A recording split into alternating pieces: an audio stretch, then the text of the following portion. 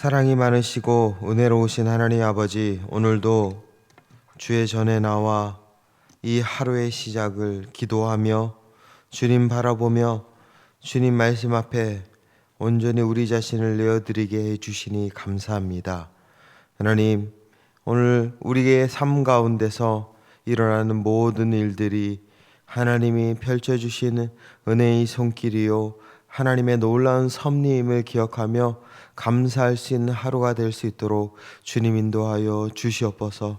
그래서 하나님 아버지, 나의 삶 가운데 일어나는 것들, 때로는 고난도 주님이 주시는 은혜임을 깨닫고, 때로는 좋은 일도 주님이 주시는 더 놀라운 축복임을 깨닫고, 그 모든 것들을 주님의 은혜로 감사하며 날마다 주님 붙잡고 살아가고, 주님의 그 음성 들으며 주님의 얼굴 바라보며 살아갈 수 있는 모든 믿음의 권속들 될 수 있도록 주님 축복하여 주시옵소서. 주님께서 우리의 삶을 이끌어 주실 줄 믿으며 예수 그리스도의 이름으로 기도드립니다. 아멘. 찬송가 369장 함께 찬양하겠습니다. 369장입니다. 죄짐 맡은 우리 구주, 어찌 좋은 친구인지, 걱정 근심 무거운 짐 우리 주께 맡기세. 주께 고함 없는 고로 복을 받지 못하네. 사람들이 어찌하여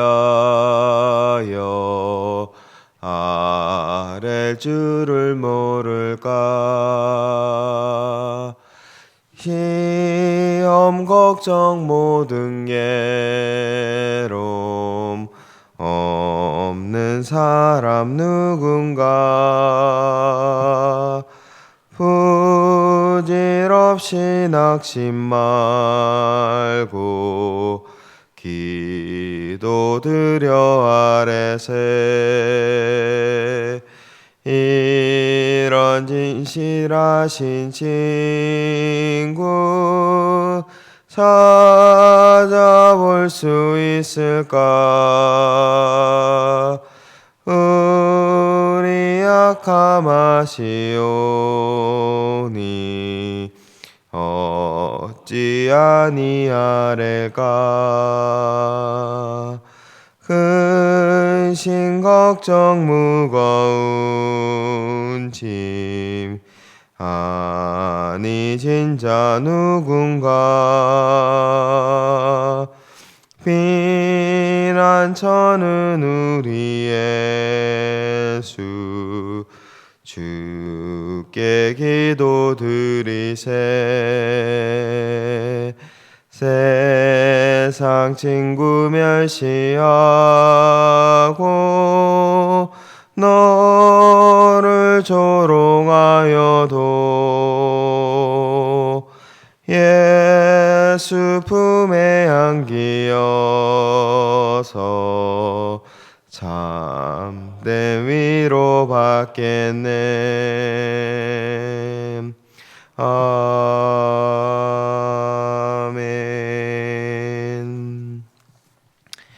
오늘 하나님께서 우리에게 주신 말씀은 사무엘상 21장 말씀입니다. 21장 1절에서 15절까지 말씀, 전체 말씀 한 절씩 돌아가면서 교독하도록 하겠습니다.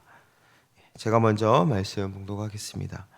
다윗이 노베 가서 제사장 아히멜렉에게 이르니 아히멜렉이 떨며 다윗을 영접하여 그에게 이르되 어찌하여 내가 홀로 있고 함께하는 자가 아무도 없느냐 하니, 다윗이 제사장 아히멜렉에게 이르되 왕이 내게 이를 명령하고 이르시기를 내가 너를 보내는 것과 내게 명령한 일은 아무것도 사람에게 알리지 말라 하시기로 내가 나의 소년들을 이러이러한 곳으로 오라고 말하였나이다.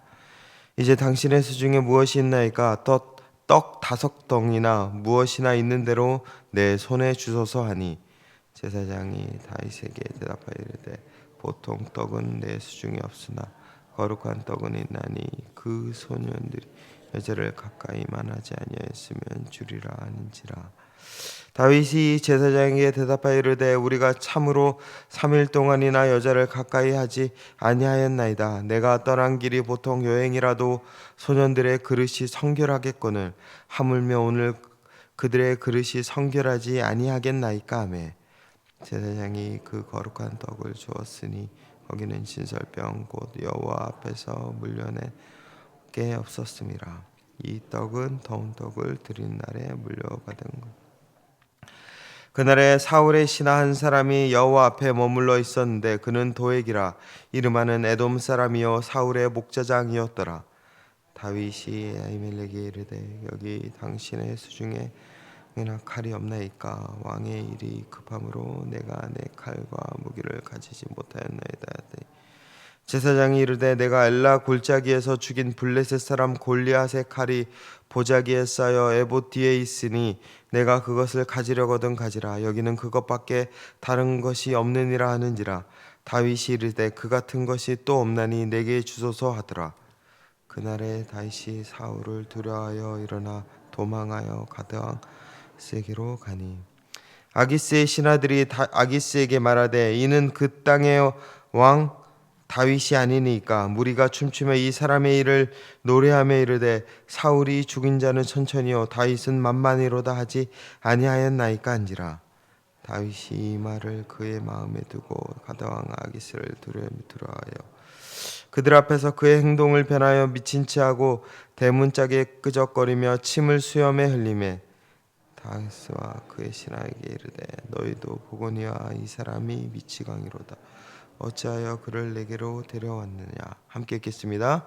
내게 미치광이가 부족하여서 너희가 이 자를 데려다가 내 앞에서 미친 짓을 하게 하느냐.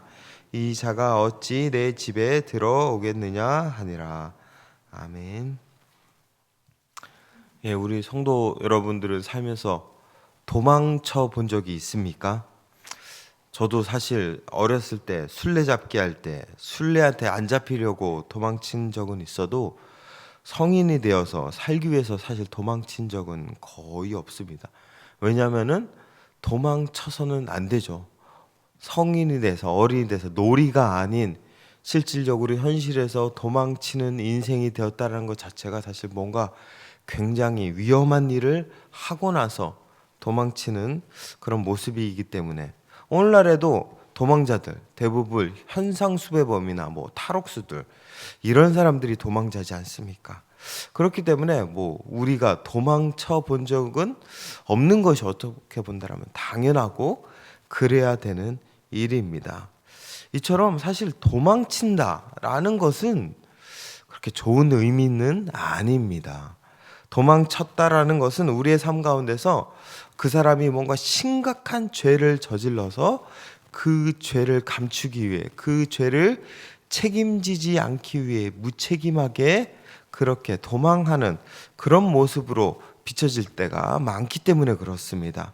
그런데 사실 그렇게 죄를 짓지 않더라도 시시비비를 가리는 분쟁의 소지나 논란의 여지가 있는 상황 속에서도 누군가가 도망쳤다라고 해버려도 사실 그 도망한 사람들을 결코 그렇게 좋은 눈으로 보지 않습니다. 예를 들면 A라는 사람과 B라는 사람이 있습니다. A라는 사람과 B라는 사람이 입장이 첨예하게 대립하게 되죠. A 말을 들으면 A 말이 맞는 것 같기도 하고 B 말을 들으면 B 말이 맞는 것 같기도 합니다. 그런데 어느 날 갑자기 B가 도망쳤다라는 얘기를 듣게 됩니다. 그럼 사람들이 어디 쪽으로 기울까요? A 말이 맞아서 B가 궁지에 몰리니까 도망갔구나라고 생각할 수 있는 경우가 굉장히 많게 되겠죠. 이처럼 사실 우리의 삶 가운데서 도망을 쳤다, 도망을 갔다라는 것은 결코 긍정적으로 해석되는 상황이 아닌 것입니다. 이것은 신앙의 관점에서도 마찬가지입니다. 사실 우리가 믿음의 사람들은 다들 하나님께서 우리에게 주신 삶의 자리가 있습니다. 그런데 그런 수많은 삶의 자리들을 도망쳤다 라고 해버리면 사람들은 그 사람을 믿음 없는 사람처럼 여기는 경우가 많이 있죠. 예를 들면 이혼한 사람들을 보면서 사람들은 그렇게 하나님이 주신 가정을 떠나보내면 도망가면 되냐라면서 또 교회를 옮기는 것도 마찬가지입니다. 교회를 옮기는 것도 마치 그 사람이 교회를 도망간다, 힘들어서 그만둔다 라는 식으로 이렇게 생각하는 경우가 많이 있습니다. 그런데 여러분들, 이처럼 이런 도망간다라는 이런 상황들, 우리에게는 흔치 않은 상황이지만 지금 이 흔치 않은 상황을 지금 다윗이 경험하고 있는 것입니다. 지금 오늘 말씀을 시작으로 이제 다윗의 도피 생활이 시작됩니다. 다윗은 오늘 말씀에서 사울이 죽을 때까지, 사무엘상이 끝날 때까지 도망자 생활을 합니다. 그 시간이 사실 우리가 감히 상상할 수 없는 수십 년의 시간을 그렇게 도망자 생활을 하게 됩니다. 물론 우리는 전지적 작가의 관점의 신점으로 이 다윗이 나중에 이 도망자 생활을 통해서 왕이 되고 이 광야의 도망자 생활이 하나님께서 쓰시기 위한 더 큰 위대한 일의 시작이었음을 잘 알고 있지만 당시의 사람들은 어떻게 보았을까요?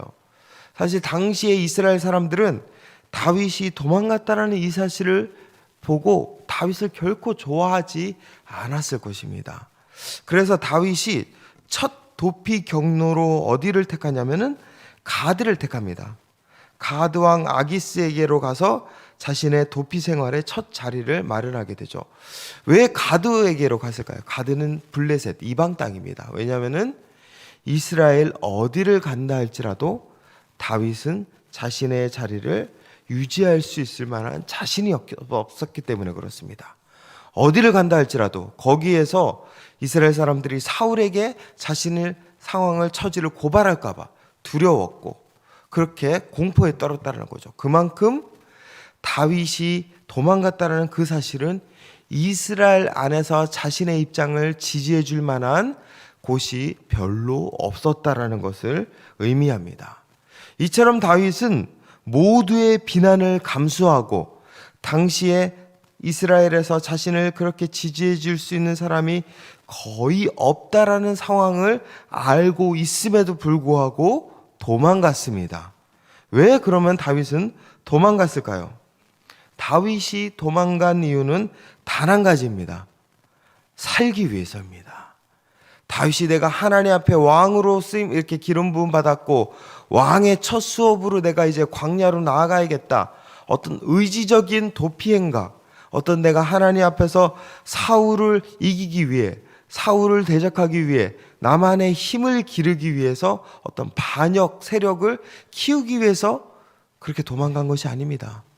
그저 살기 위해서 자신 목숨 하나 부지하려고 지금 사실 다윗이 도망간 것입니다. 그래서 다윗의 도피 행각의 첫 사건은 어찌 본다라면 처참하기 그지없습니다.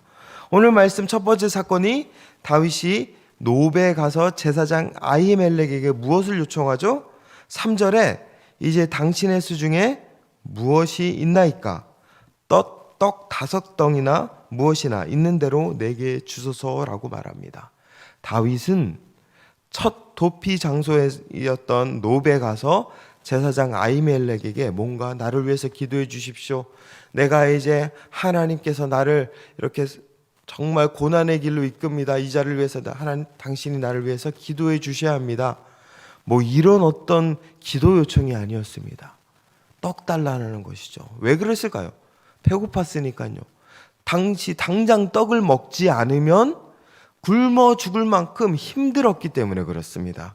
그런데 그 떡을 달라라는 그런 사전 상황에서의 요청도 사실 다윗이 거짓말을 하고 있습니다. 1절에서 아히멜렉이 다윗에게 물어보죠. 왜 당신 혼자 왔습니까? 같이 온 사람 없습니까? 라고 물어보니까 2절에 다윗이 뭐라고 말하죠? 사울이 나를 여기로 보냈다. 그렇기 때문에 지금 내가 이곳에 오는 것을 사울이 아무에게도 알리지 말라 했기 때문에 내가 몰래 비밀 특사처럼 이곳에 왔다라고 지금 그렇게 2절에 이야기하고 있습니다. 거짓말한 것이죠. 거짓말했고 그렇게 거기 가서 먹을 것 달라고 합니다. 근데 먹을 것이 당시에 진설병, 하나님 앞에 올려드리는 거룩한 떡, 제사장들만 먹어야 되는 그 떡밖에 없었던 것입니다. 근데 다윗이 그 떡을 달라고 합니다. 그래서 그 떡을 먹게 되죠. 여러분들, 그 떡을 먹음과 동시에 다윗은 율법을 어기게 되었습니다. 하나님의 말씀을 위배하게 된 것입니다. 지금 첫 번째 도피 행각의 첫 번째 사건에서 다윗은 세 가지 죄를 저질렀습니다. 두 가지 죄를 저질렀습니다. 첫 번째가 거짓말한 것이죠. 두 번째가 하나님의 말씀, 율법을 어기고 부정하게 떡을 탐닉하였습니다. 그렇게 다윗은 지금 노브에 가서 제사장 아히멜렉과의 그 사건에 있는 모든 상황들은 결코 뭔가 고귀해 보이고 고상한 모습은 아니었다라는 것을 우리에게 이야기해주고 있습니다. 두 번째, 가드에 가죠. 거기에서는 어떻게 하죠? 다윗이 살기 위해서 미친 척합니다. 13절에 그들 앞에서 그의 행동을 변하여 미친 체하고 대문짝에 그적거리며 침을 수염에 흘리매 라고 그렇게 얘기합니다. 거기에서는 정말 대놓고 살려고 자기 목숨 보존하려고 미친 척을 하고 있는 것입니다. 어떻게 본다면 다윗의 첫 도피 행각은 생존의 몸부림이었습니다. 살기 위해서 거짓말하고, 살기 위해서 불법을 저지르고, 살기 위해서 자존심까지 다 버리면서 지금 이렇게 다윗이 첫 도피 행각을 벌이고 있는 것입니다. 그런데 여러분들, 이런 다윗의 모습을 보면서 우리는 참 이렇게까지 해야 되나? 사는 게 무엇인가? 사는 게 정말 이렇게까지 비참하게 살아야 되나 싶기도 하겠지만, 사실 다윗의 이런 모습을 통해서 우리가 깨달을 수 있는 것이 있습니다. 그것이 무엇일까요? 바로 산다는 것입니다. 산다는 것은 사실 고상한 것이 아닙니다, 여러분들. 산다는 것, 내가 생존을 위해서 하루하루 그렇게 살아간다는 것은 사실 냉혹한 현실을 버텨내는 것입니다. 그래서 그 현실을 이기기 위해, 경쟁에서 이기기 위해 때로는 몸부림쳐야 할 때도 있습니다. 내 안에 있는 자존심, 내 안에 있는 고상한 가치들, 내 안에 있는 그 수많은 것들, 때로는 포기하면서 오로지 생존을 위해 몸부림쳐야 할 때가 있다라는 것입니다. 여러분들, 그렇게 생존을 위해서 몸부림칠 때 사람들이 깨닫는 진리가 있습니다. 무엇인지 아십니까? 바로 생명의 소중함입니다.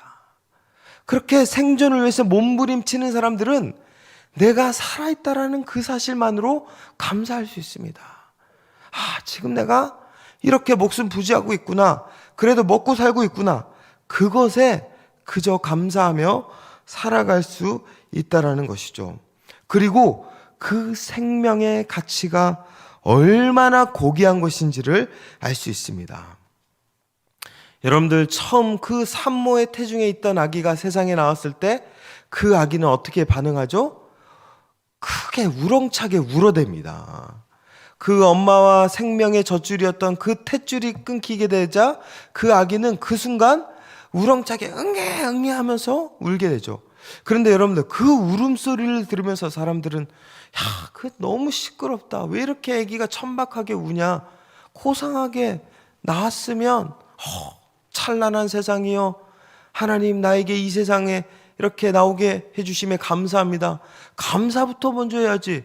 그렇게 천박하게 울어대는 이게 무엇이냐라면서 그 아기를 나무랄 것인가요? 사실 우리는 그렇지 않죠. 아기가 태어나자마자 그렇게 생명의 몸부림을 위해서 살기 위해서 응애 하면서 울어댈 때 우리는 그 순간 생명의 고귀함을 느끼게 됩니다. 이 아기가 살기 위해서 저렇게 울어대는구나. 그 아기의 울음소리를 들으면서 우리는 생명의 가치, 생명의 소중함을 알게 된다는 것이죠. 다윗의 지금 이 처절한 생존의 몸부림, 다윗의 지금 살기 위한 처절한 이런 어떤 삶의 현장 하나하나들은 사실 생존의 몸부림입니다. 그러나 이런 모습을 통해서 우리는 생명의 소중한 가치를 알 수 있습니다. 살아있다라는 것이 이만큼 힘든 일이구나. 우리가 하루하루 살아간다는 것이 이만큼 쉽지 않은 일이구나라는 것을 몸소 깨달을 수 있다라는 것입니다. 여러분들, 이런 상황의 말씀을 들으면 이렇게 또 반문할 수 있습니다. 아니, 그러면 살기 위해서 거짓말도 해도 되고, 살기 위해서 그렇게 불법도 행해도 되고, 살기 위해서 그렇게 자존심까지 꼭 다 버려야 합니까? 그렇게 또 물어볼 수 있죠. 예, 뭐 이런 상황들이 뭐 항상 요구되는 것은 아니겠지만, 저는 우리가 살기 위해서라면, 생명을 붙잡기 위해서라면 그렇게 해도 된다라고 말씀드리고 싶습니다. 나의 가족을 살리기 위한 일이라면, 내가 죽을 위에 처해 있는데 나를 살리기 위한 일이라면, 내 옆에 있는 성도가 우리 교회가 죽을 위기에 처해 있는데 그것을 살리기 위한 순간이라면 자존심, 그것이 중요할까요? 우리의 삶 가운데 있는 때로는 거짓말, 때로는 법을 어기는 일, 그런 것들이 그 순간 중요한 일이 될까요? 사실 생명을 살리는 것, 생명이 가장 고귀한 가치이기에 때로는 그것들이 묵과되고 용인될 수 있어야 됩니다. 물론 이것이 위험한 말이 될 수도 있겠지만 사실 법이라는 것도 그렇습니다. 여러분들, 왜 법이 있는지 아십니까? 가장 먼저 법이 존재하는 이유는 생명을 유지하기 위해서입니다. 타인의 생명, 나의 생명을 지키고 보호하기 위해서 법이 있는 것입니다. 사실 우리 하나님도 그렇습니다. 우리 하나님도 우리를 살리기 위해 무슨 짓이라도, 무슨 행동이라도 하셨습니다. 그래서 어떻게 하셨죠? 우리가 절대로 하지 못하는 그 아들을 우리를 위해 내어 주셨습니다.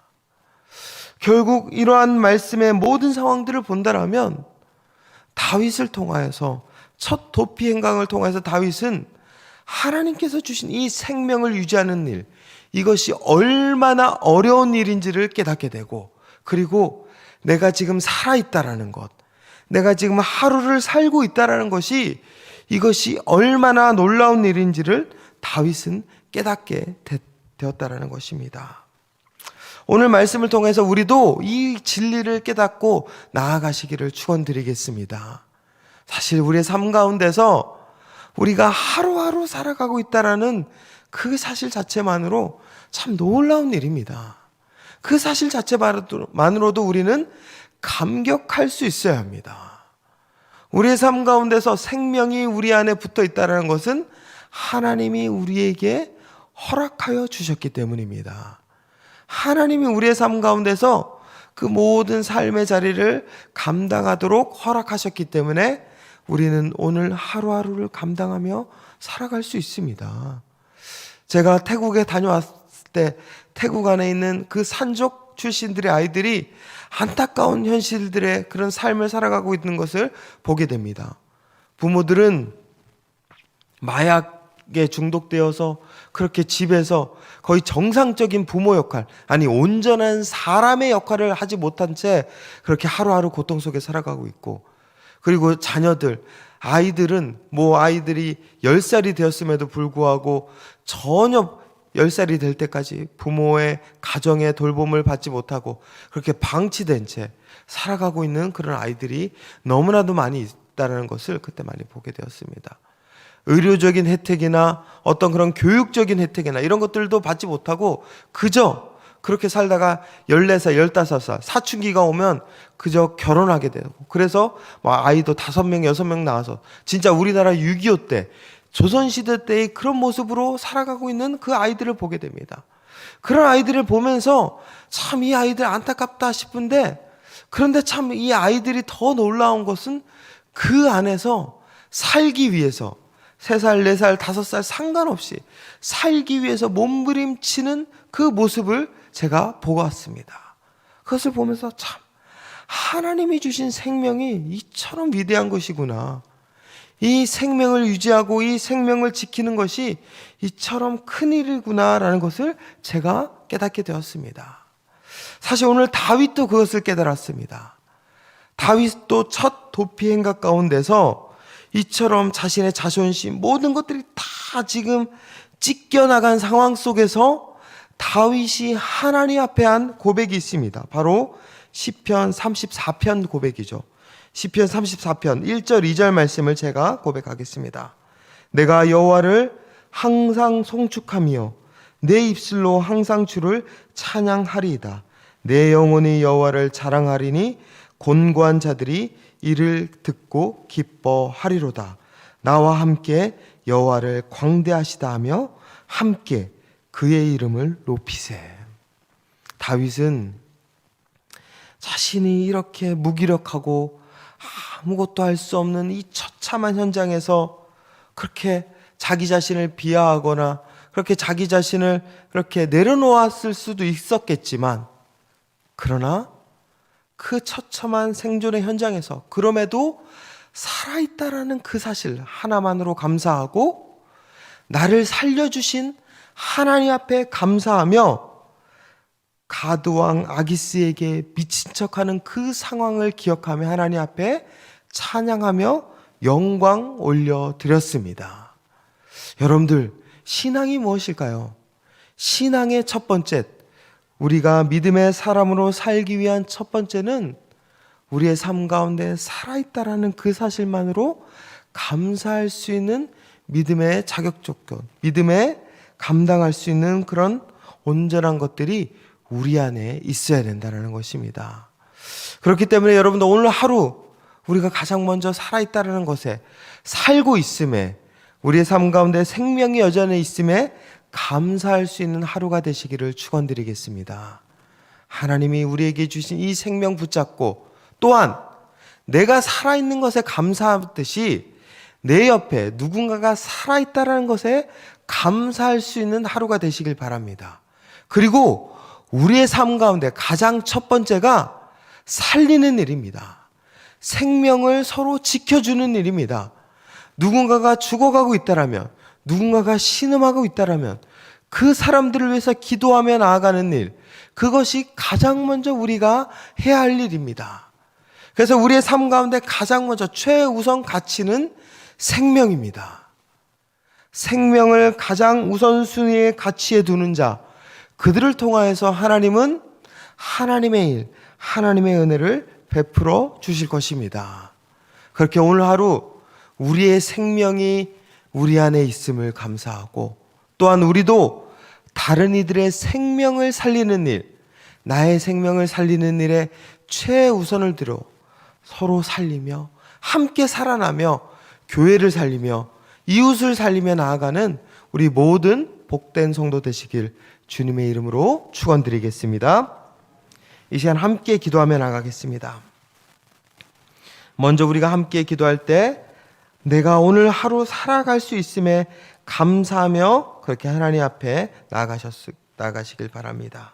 그리고 또한 하나님께서 우리에게 주신 생명이 가장 고귀한 가치라는 사실을 깨닫고, 또한 우리도 생명을 최우선 가치로 두어 사람 살리는 일에 날마다 힘쓰게 하여 주시옵소서. 누군가가 죽어가고 있다라면, 누군가가 신음하고 있다라면 그들을 살리기 위해 애쓰며 나아가는 삶 되게 하여 주시옵소서. 우리 그런 마음을 담아 함께 합심하여 통성으로 기도하며 나가겠습니다. 사랑이 많으신 하나님 아버지, 오늘 하루 우리의 삶을 하나님 앞에 올려드립니다. 우리가 살아있음에 감사합니다. 우리가 하나님이 주신 이 하루, 하나님이 주신 이 모든 것들, 하나님이 우리에게 생명 주셨기에, 우리를 살게 해 주셨기에 감당할 수 있는 것입니다. 하나님이 이 모든 것들 주님의 은혜로 감당할 수 있게 해주심에 감사합니다. 주님, 살아있는 것이 가장 중요한 것입니다. 생명이 가장 중요한 것입니다. 그렇기에 우리도 생명 살리는 일에 매진하게 하여 주시옵소서. 나를 살리는 일, 내 옆에 있는 가족을 살리는 일, 이웃을 살리는 일, 교회를 살리는 일, 이것을 위해서 우리가 날마다 달려가게 하여 주시옵소서. 그래서 우리 모두가 함께 살리고 살아내고 함께 살아있음에 감사하고 함께 서로 살릴 수 있는 그런 믿음의 삶 살아갈 수 있도록 주님 역사하여 주시옵소서. 그래서 하나님 아버지, 오늘 하루 우리의 삶 가운데서 정말 주님 주신 이 은혜로 말미암아 감사하며 우리의 것들을 찬양하며 하나님 앞에 나아가게 하여 주시옵소서. 하나님, 정말 그렇게 우리의 삶 가운데 있는 이 소중한 생명의 가치, 이것을 우리가 기억하며 여전히 신음하고 있는 이들, 여전히 생존을 위해서 몸부림치고 있는 이들, 여전히 고통 가운데 있는 이들을 기억하며 그들을 위해서 기도하며 나아갈 수 있도록 하나님 도와 주시옵소서. 하나님께서 함께하여 주실 줄 믿습니다.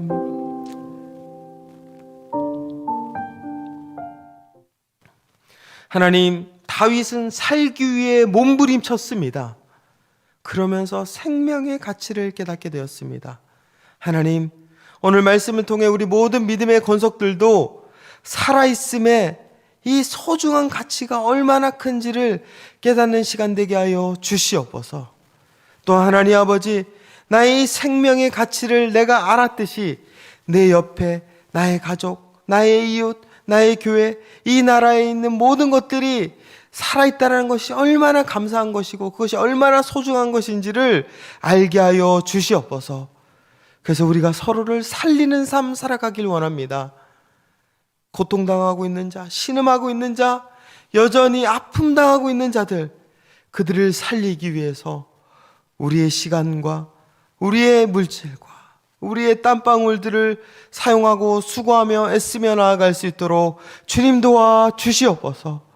특별히 하나님, 지금 튀르키예와 시리아 지역에 생존에 몸부림치고 있는 현장이 가득하고 있습니다. 수만 명이 죽어가고 있고 여전히 많은 이들이 생사를 확인하고 살 수 없는 안타까운 현실에 놓여 있습니다. 우리가 그들을 위해서 기도할 수 있도록 주님 도와 주시옵소서. 그들을 위해서 무엇을 할 수 있을지, 그 생명을 살리기 위해 그들이 살아낼 수 있도록 도움 주기 위해 우리가 무엇을 해야 할지 주님 알려주시옵시고, 그것을 위해 기꺼이 헌신하며 나아갈 수 있는 모든 믿음의 권속들 될 수 있도록 주님 인도하여 주시옵소서.